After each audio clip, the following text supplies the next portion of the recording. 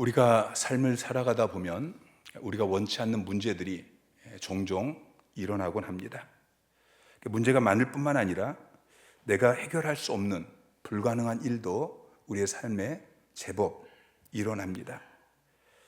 그렇기 때문에 우리는 인생을 살아가면서 순간순간 기적이 필요합니다. 여러분, 기독교는 기적의 종교입니다. 성경은 기적의 책입니다. 우리가 기적을 말하기 때문에 불신자들은 기독교를 비합리적이다, 그렇게 이야기를 합니다. 여러분, 그렇지 않습니다. 기독교는 합리적인 종교입니다. 그런데 합리성을 뛰어넘는 것이 있습니다. 그래서 기독교는 비합리적인 것이 아니고 초합리적인 것입니다. 합리적이지 못한 것이 아니고 합리를 뛰어넘는 것이죠.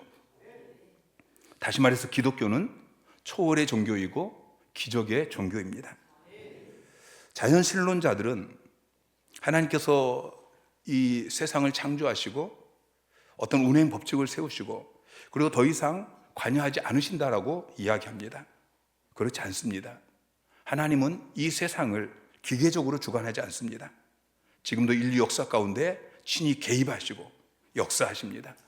그래서 성경에 보면은 기적이 나옵니다. 창세기부터 요한계시록까지 성경은 순간 곳곳에서 기적을 말하고 있습니다. 그리고 2000년 기독교 역사 가운데 수많은 기적들이 이야기되고 있고 지금도 하나님께서 우리 가운데 기적을 행하고 계십니다. 여러분, 기적이 무엇입니까? 사람은 할 수 없는데 하나님이 개입하셔서 이루어지는, 이건 사람이 한 것이 아니고 사람을 초월한 어떤 분이 하신, 하나님이 하신, 그게 바로 기적인 것입니다.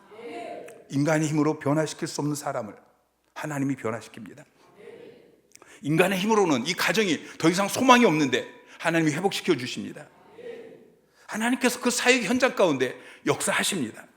인간의 힘으로 나을 수 없는 그 질병이 하나님이 치유하시는 것입니다. 이게 기적인 것이죠.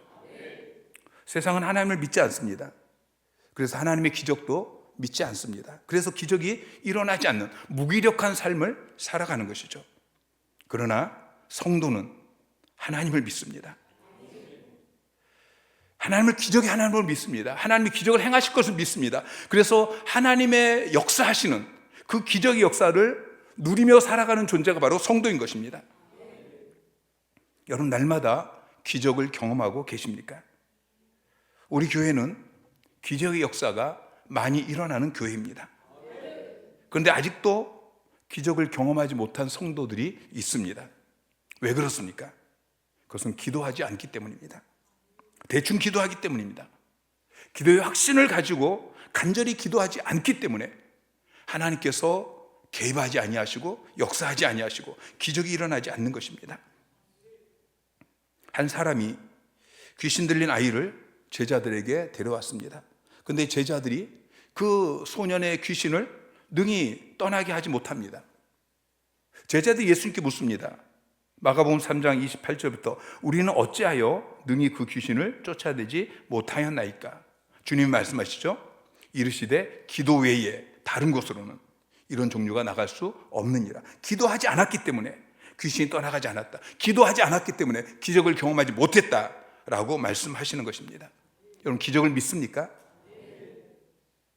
여러분, 정말 기적을 믿는다면 이 밤에 기도하시기 바랍니다. 확신을 가지고 부르짖어 기도하십시오. 오늘 밤에 하나님의 일하심, 기적을 경험하는 여러분이 되시기를 주님의 이름으로 축원합니다. 자, 야고보서 5장 17절 18절 말씀 시작.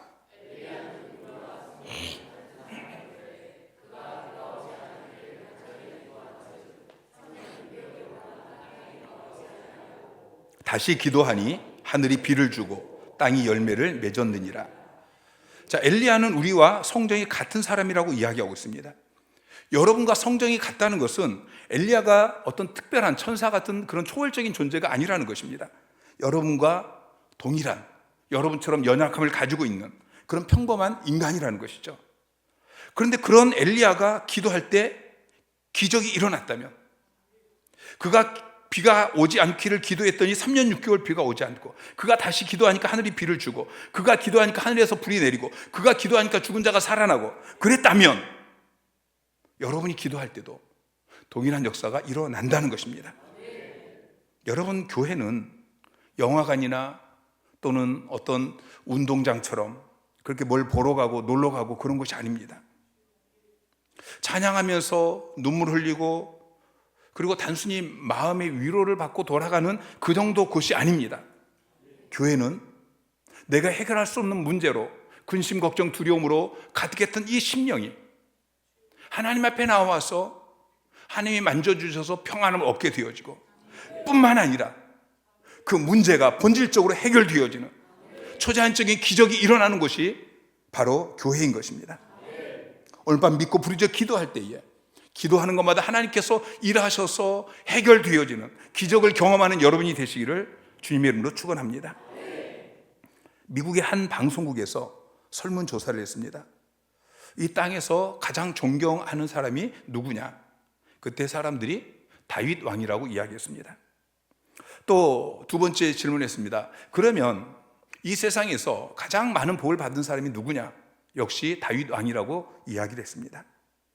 오늘 우리가 읽은 본문은 그 다윗이 하나님 앞에 복을 달라고 기도하는 내용입니다.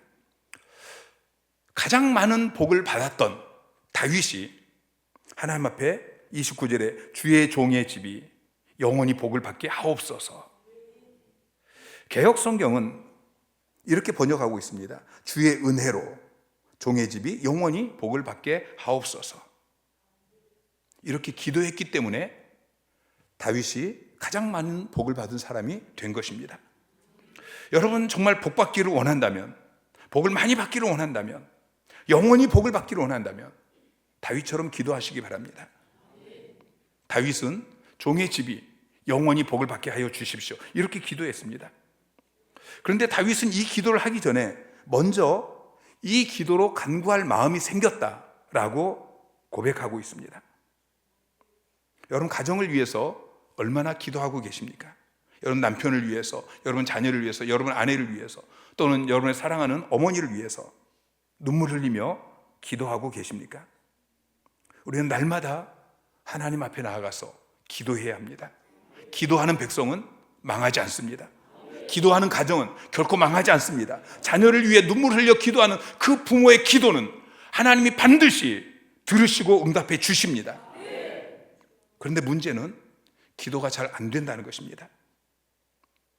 새가족 학교를 하면서 기도에 대한 강의를 하고, 아니 그 전에 먼저 기도 숙제를 내주죠.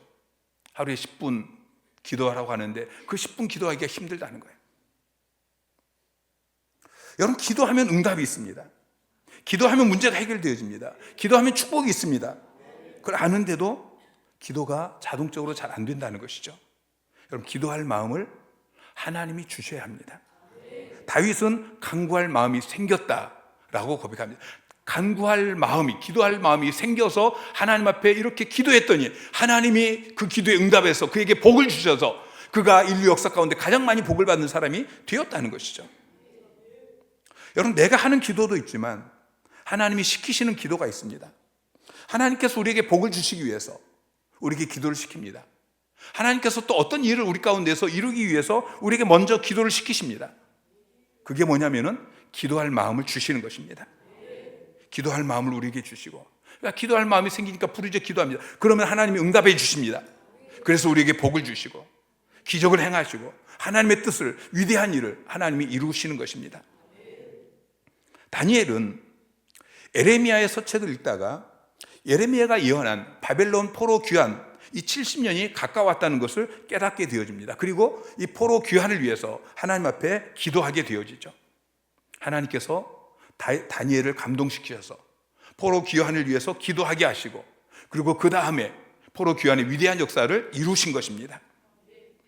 엘리야 선지자에게는 하나님께서 3년 반 동안 비가 오지 않던 그 이스라엘 땅에 비를 내려주시겠다고 말씀하십니다. 그리고 나서 바로 비를 내려주신 것이 아니고 엘리야로 하여금 무릎을 꿇고 7번 간절히 기도하게 하십니다. 그리고 그 후에 비를 내려주십니다. 하나님께서 하박국 선지자에게도 물이 바다를 덮음같이 여호와의 영광을 인정하는 것이 세상에 가득하게 되어지는 환상을 보여주십니다. 그러자 선지자가 깜짝 놀라서 여호와여, 주는 주의 일을 수년 내에 부응하게 하옵소서, 그렇게 기도합니다. 치유수양회를 하면은 새가족들이 저녁에 기도를 합니다. 기도를 하거나 뭐 거의 해본 적이 없는 그런 새가족들도 있습니다. 그런데 하나님께서 그 새가족들에게 기도할 마음을 주십니다. 그러니까 거의 2시간 가까이 부르짖어서 정말 기도원에서 사모하여서 기도원에 올라가서 어떤 문제를 놓고 간절히 기도하는 사람도 그렇게 기도할 수 없는, 그렇게 부르짖어 기도하는 것입니다. 기도의 불이 그 10년 가운데 임하니까 새가족들이 이제 교회를 처음 나오고 쉬었다가 나오고 기도를 한 번도 해보지 않고 그런 분들이 기도를 멈출 때까지, 제가 기도를 그만하라고 할 때까지 그렇게 2시간 가까이 부르짖어 기도하는 것입니다. 오늘 여러분에게 기도에 대한 기대함이, 갈급함이 있으십니까?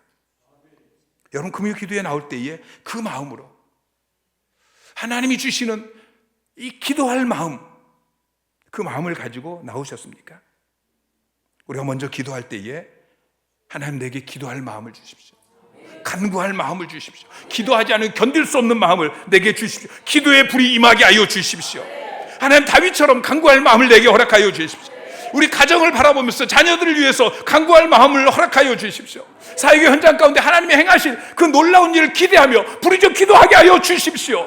무엇보다도 나의 이 심령을 바라보면서 정말 안타깝게 부르짖어 기도할 수밖에 없는 하나님 그 마음을 내게 부어 주시옵소서. 기도의 불이 붙게 하여 주십시오. 왜 다윗이 갑자기 기도할 마음이 생겼습니까? 16절에 하나님께서 다윗에게 말씀하십니다. 내 집과 내 나라가 내 앞에서 영원히 보존되고 내 왕위가 영원히 견고하리라 하셨다 하라. 하나님께서 다윗에게 내 집이, 내 나라가 내 앞에서 영원히 보존될 것이다, 내 왕위가 영원히 견고하게 될 것이다, 이렇게 말씀하시니까 그 말씀을 듣고 하나님 이 말씀이 빨리 이루어졌으면 좋겠습니다, 그렇게 기도하고 싶은 마음이 생긴 것입니다. 2절 말씀을 보니까 왕이 선지자 나단에게 이르되 볼지어다 나는 백향목궁에 살거든 하나님의 궤는 휘장 가운데 있도다. 다윗은 이스라엘 왕이 된 이후에 예루살렘에 자기를 위한 백향목으로 왕궁을 지었습니다. 레바논에서 많은 양의 백향목을 수입해서 아름답게 지었습니다. 그런데 그 아름다운 집에 살면서 다윗이 마음이 불편한 것입니다. 하나님께서 나를 이스라엘 왕으로 세워주셨는데 그 하나님의 법궤는 아직도 휘장 가운데, 천막 가운데 그렇게 있는데 내가 이렇게 좋은 집에 살아도 되는가? 여러분에게 이런 마음이 있으십니까? 나는 넓은 집에, 나는 정말 최고급으로 인테리어한 그런 좋은 집에 사는데 날 구원하신 하나님의 집은, 다윗에게는 그 마음이 있었습니다. 그래서 나단 선지자에게 하나님의 집을, 성전을 건축하고 싶은 자기의 마음을 이야기합니다. 그러자 하나님께서 말씀하시기를 7절에 내가 언제 누구에게 나를 위해서 백향목 집을 건축하라고 내가 말했느냐. 그리고 다윗에게 성전을 건축하지 못하게 하십니다. 그런데 하나님께서 다윗의 그 마음을 기쁘게 받으십니다. 그리고 9절에 다윗에게 여러 가지 복을 주시겠다. 너가 나를 위해서, 내가 누구를 위해서 성전을 건축하라고 하지 않는데, 내가 이야기하지도 않았는데 성전을 건축하게 하니 내 마음이 기쁘다. 그러면서 내가 너에게 복을 주겠다. 그러면서 마지막에 11절 12절에 여호와가 너를 위하여 집을 짓고 내 수완이 차서 내 조상들과 함께 누울 때에 내가 내 몸에서 날 내 씨를 내 뒤에 세워 그의 나라를 견고하게 하리라. 다윗이 하나님의 집을 짓고 싶다고 고백했는데 하나님께서는 오히려 다윗을 위해서 다윗의 집을 지어주시겠다고 말씀하십니다. 그 집은 단순히 백향목으로 만든 그런 왕궁이 아니고, 건물이 아니고, 그 후손을 통해서 견고한 나라를 세워주시겠다고 말씀하시는 것입니다. 그러면서 16절에 내 집과 내 나라가 내 앞에서 영원히 보존되고 내 왕위가 영원히 견고하리라, 이렇게 말씀하시니까 그 약속의 말씀을 들으면서 다윗의 마음이 흥분이 되어집니다. 하나님이 약속하신 이 약속의 말씀이 속히 이루어지기를 원하는 그 마음이 불릴 듯이 일어났습니다. 그래서 이 기도로 간구할 마음이 생긴 것입니다. 그래서 중요한 것은 말씀이고 약속인 것이죠. 하나님께서 우리에게 말씀하시고 하나님께서 우리에게 어떤 약속을 주실 때는 그것을 그냥 하찮게 여기고 쓰레기통에 던져버리라고 그렇게 주신 것이 아닙니다. 그 약속의 말씀을 붙들고 기도하라고 우리에게 주신 것입니다. 하나님께서는 당신의 자녀들이 하나님 앞에 하나님께서 하신 약속들, 성경에 나와 있는, 그리고 매 주마다 하나님이 선포하시는 그 약속의 말씀을 들고 와서 아버지께서 이렇게 약속하셨으니 이 약속의 말씀이 속히 이루어지게 하여 주십시오, 이렇게 간구하는 모습을 보고 싶어 하십니다. 링컨 대통령이 어려움을 당할 때마다 하나님의 약속을 붙들고 하나님 앞에 메어 달렸다고 합니다. 지금도 워싱턴에 가면은 링컨이 애독하던 성경이 보관되어 있는데 그 성경에 보면은 시편 34편 4절 말씀에 특별히 손때 묻은 자국이 나 있다고 합니다. 시편 34편 4절 말씀 시작. 내가 여호와께 간구하며 내게 응답하시고 내 모든 두려움에서 나를 건지셨도다. 링컨은 어려움을 만날 때마다 이 말씀을 펼쳐놓고 하나님 앞에 간구합니다. 하나님, 내가 간구하면 내 모든 두려움에서 나를 건지시겠다고 약속하셨습니다. 이 약속을 의지하오니 내 마음을 편안하게 하여 주십시오. 여러분, 하나님의 약속은 보증수표입니다. 절대 부도나는 법이 없습니다. 그러므로 하나님의 약속을 붙드시기 바랍니다. 하나님의 약속을 하찮은 쓰레기처럼 그렇게 여기지 마시고 하나님의 약속을 꺼내놓고 그리고 하나님 앞에 담대히 구하십시오. 약속 어음을 내밀고 은행에 돈을 청구하는 것처럼 하나님 앞에 하나님이 이렇게 말씀하셨으니 응답하여 주십시오. 여러분, 올해가 시작되면서 하나님이 여러분에게 주셨던 약속의 말씀, 그것이 다 이루어지셨습니까? 약속의 말씀을 받았을 때 그것을 보고 기뻐하고 막 감사하고 흥분하고 그리고 며칠 지나지 않아서 그걸 덮어놓고 잊어버리고 그 약속의 말씀조차 잊어버리고 있지는 않습니까? 다시 그것을 끄집어내고 하나님, 올해 하나님이 약속하셨으니 올해가 지나가기 전에 응답하여 주십시오. 매 주마다 매 예배 때마다 하나님께서 여러분에게 주신 약속의 말씀, 여러분 성경은 약속의 말씀입니다. 구약, 신약, 이건 약속이라는 것입니다. 여러분, 이 약속의 말씀을 붙들고 계속해서 부르짖어 기도하시기 바랍니다. 오늘 본문 말씀도 하나님께서 여러분에게 주신 약속의 말씀입니다. 여러분, 이 말씀을 단순히 다윗에게만 주셨다면 이렇게 성경이 기록해서 여러분에게 읽으라고 하실 필요가 없는 것입니다. 여러분, 다윗은 이 성경 말씀을 읽지 못합니다. 오늘 여러분에게 주신 약속의 말씀인 것입니다. 이 약속의 말씀을 붙들고 하나님 이루어 주십시오. 다윗이 이 약속의 말씀을 붙들고 기도할 때 하나님이 응답하셨던 것처럼 오늘 밤 내가 이 약속의 말씀을 붙들고 기도할 때 응답하여 주십시오. 다윗은 두 가지로 기도했습니다. 첫 번째는 주 앞에서 영원히 있게 하옵소서. 자, 29절 말씀을 보면은 이제 청하건대 종의 집에 복을 주사 주 앞에 영원히 있게 하옵소서. 그리고 그 뒤에 주의 종의 집이 영원히 복을 받게 하옵소서. 대부분의 사람들이 다른 건 눈에 잘 안 보입니다. 눈에 딱 보이는 게 있죠. 주의 종의 집이 영원히 복을 받게 하옵소서. 이것만 주목하고 그것만 보는데 다윗은 먼저 기도하기를 주 앞에 영원히 있게 하옵소서. 여러분, 우리 하나님을 떠나지 않고 하나님과 함께 할 때, 하나님 옆에 있을 때, 주님 안에 있을 때, 그때 우리에게, 우리 가정 가운데, 우리의 사역의 현장 가운데 하나님의 복이 임하는 것입니다. 여러분, 하나님을 떠난 자에게는 복이 임하지 않습니다. 탕자의 비유를 잘 기억하세요. 아버지를 떠났더니 쥐엄 열매조차도, 돼지가 먹는 쥐엄 열매조차도 마음대로 먹을 수 없었습니다. 하나님을 떠난 자에게는 하나님께서 복 주지 않으십니다. 물을 떠난 물고기가 살 수 없는 것처럼, 포도나무 가지가 나무에 붙어 있지 않으면 말라 죽어버리는 것처럼 우리는 하나님의 품을 떠나면 살 수 없고 복이 임할 수 없는 것입니다. 여러분, 하나님께 기도할 때에 하나님 내 편이 되어주세요, 하나님 나를 따라와 주세요, 이렇게 기도하지 마십시오. 하나님 내가 주 앞에 있게 하옵소서, 내가 영원히 주 앞에 있게 하여 주십시오, 그렇게 기도하십시오. 우리 가정이 주 앞에 있게 하여 주십시오. 내 사랑하는 자녀가 평생 주 앞에 있게 하여 주십시오. 그렇게 기도하시기 바랍니다. 그리고 그 다음에 주의 종의 집이 영원히 복을 받게 하옵소서. 종의 집이 영원히 하나님이 주시는 복을 받아 누리게 하여 주십시오. 출애굽기 20장 6절에 보면은 나를 사랑하고 내 계명을 지키는 자에게는 천대까지 은혜를 베푸느니라. 여러분, 하나님을 사랑하고 하나님의 계명을 지키는 자에게는 천대까지, 천대는 여러분 인류 역사를, 지금까지 인류 역사를 몇 번 돌아도 천대가 될 수 없습니다. 근데 천대까지 은혜를 베푸신다고 말씀하고 있습니다.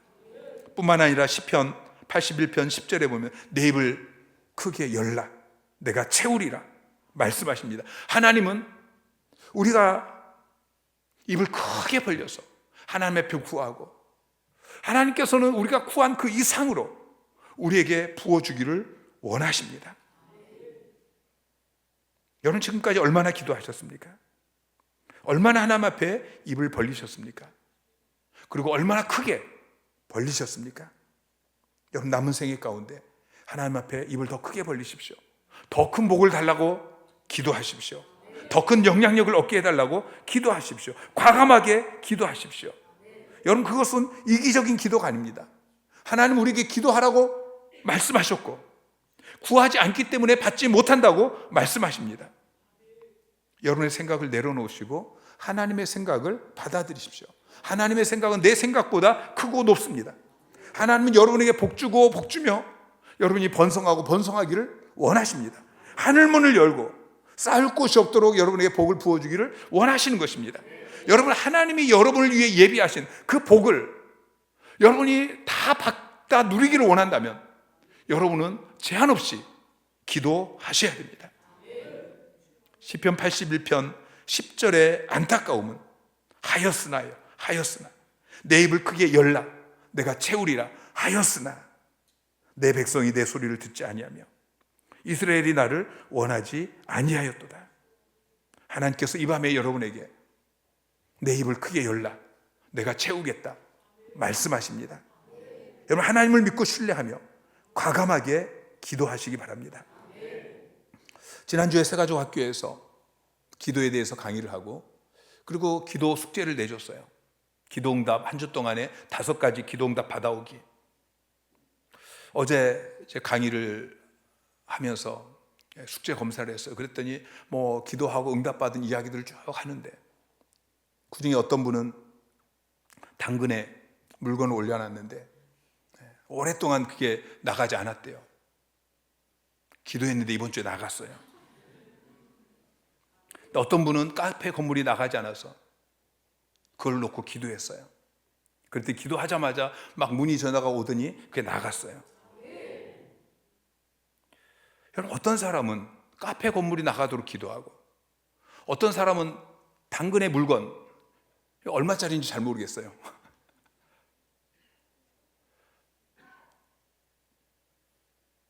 여러분, 좀 더 과감하게 기도하시기 바랍니다. 물론 당근의 물건 나가는 것도 감사하지만 카페 건물 나가는 거하고 이거 비교하면 여러분 입을 더 크게 벌려야 되지 않겠습니까? 여러분, 일터를 위해 기도하면서 하나님, 경기가 지금 너무 어려운데 제발 이 가게가 망하지 않게 해주십시오. 여러분, 그렇게 기도하지 마세요.